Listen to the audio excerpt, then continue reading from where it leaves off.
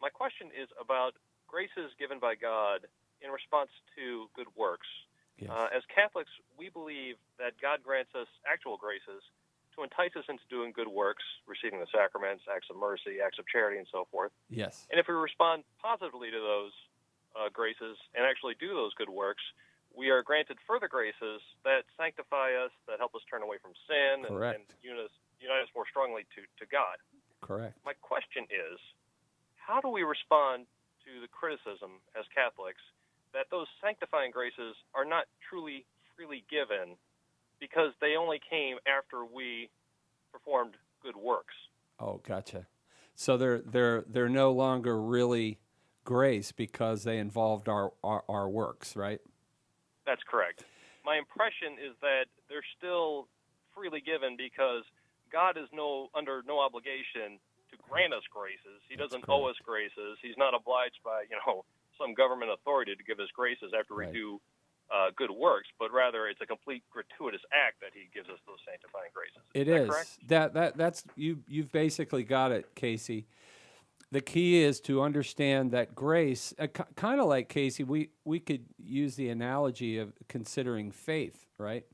Faith, too, is a gift, first and foremost, of God. Ephesians 2, 8, and 9, for by grace you have been saved through faith, and that not of yourselves is the gift of God, not of works, lest any man should boast. In fact, I argue because we have a perfect periphrastic there in Greek that's used in Ephesians 2, 8, and 9. Excuse me, a what? Yes, it's a construction in Greek, and I argue there it's making the point that both grace and faith are gifts from God there, not just faith or just grace. For by grace you have been saved through faith, and that refers back to both grace and faith. But here's the key. Yes, faith and grace are rewards from God. They are gifts, or I shouldn't say rewards. They are in the first place purely gifts from God. But faith itself, Casey, is not only a gift, but it's also an act. In fact, I was in a discussion just this weekend with a fellow that I mentioned earlier, and we were talking about this. And I always like to point out to folks, in fact, you can just turn a page in the New Testament and see how faith is a human act as well as a divine gift. And the one I like to use is from John chapter 10, right after Jesus declares himself to be God in John chapter 10, verse 30, when he says, I and the Father are one. And of course, the Jews are picking up rocks. They're ready to kill him because he just made himself equal with the Father, right? And made himself God, as they say when they're picking up the rocks. If you skip down to about verses 34 and 35, you see Jesus says to them, if you can't believe my words, believe for the work's sake. Notice, what is he saying? He's saying, in essence, I know what I'm saying to you. It sounds crazy. I'm God. I mean, to the Jewish mind, this is wild stuff here, hence the rocks. And Jesus recognizes that, but he says, look, if you can't believe my words, believe because you've seen me raise the dead. You've seen me perform miracles, right? Have you seen anybody walk on water lately, folks? You're not going to find that anywhere in the Old Testament. So Jesus demonstrates in his miracles that he is who he says he is. But notice what he says. He says, believe.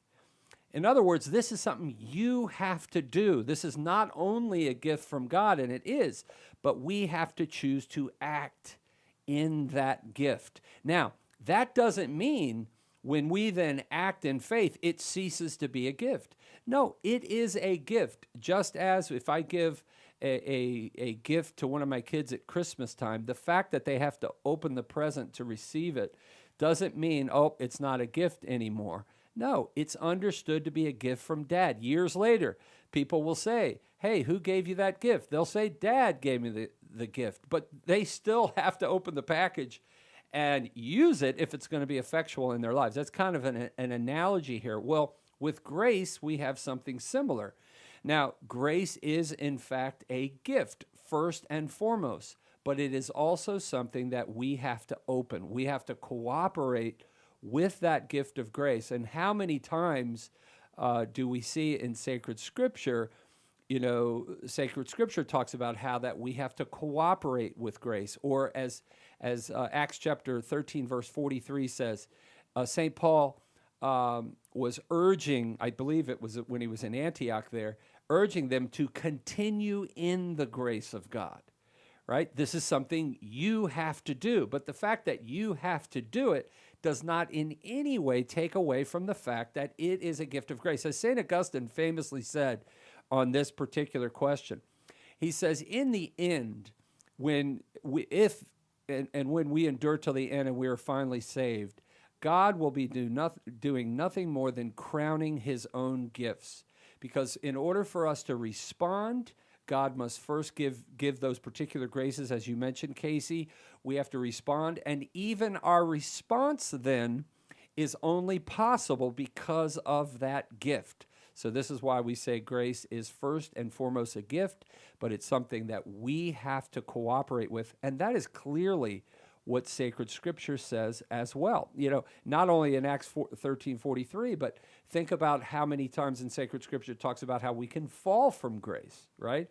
In Galatians chapter 5, verse 4, for example, St. Paul warns the Galatians that if they reject the covenant they've been given by going back, in this instance, it's by going back to the old covenant and being circumcised, or going back to keep the old law, going back to the temple, the priesthood, the offerings. He says, you who attempt to be justified by the law, you forfeit Christ. You are fallen from grace. Now, obviously, Casey, if we can fall from grace, that's not something God does.